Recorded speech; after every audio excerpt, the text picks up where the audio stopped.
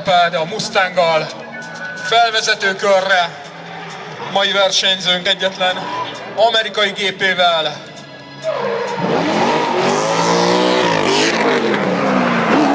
A nagy 750-es V8-asnak van egy egészen különleges hangja, amit könnyű megkülönböztetni ugye a német V8-asokétól.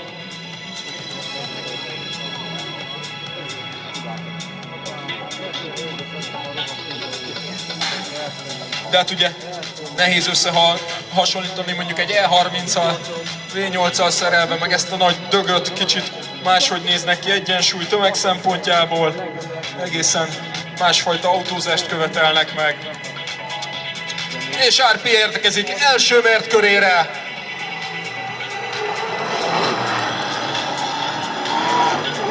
Ez egyenes szakasz becsúszott. Ez ugye kívánatosan.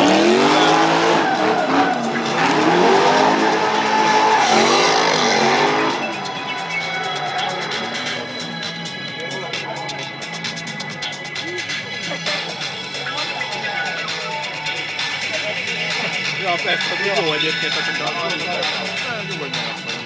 Na Árpi, most akkor egy ugyanilyet kérünk egyenesítés nélkül, lehetőleg. Hadd szóljon! Na nézzük, mennyire tudja összekapni magát. Ez már jó volt, mint az előző. Ez az Árpi, rúgjad!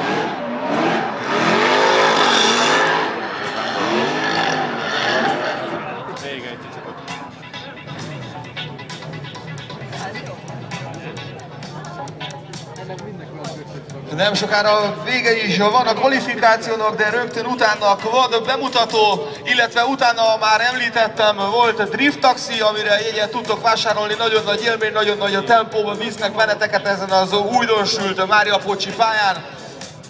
A shopban lehet vásárolni, a drifting.hu-s shopban, a piros sátortető alatt. Közben egy tapsot kérünk azért Énekes Árpádnak.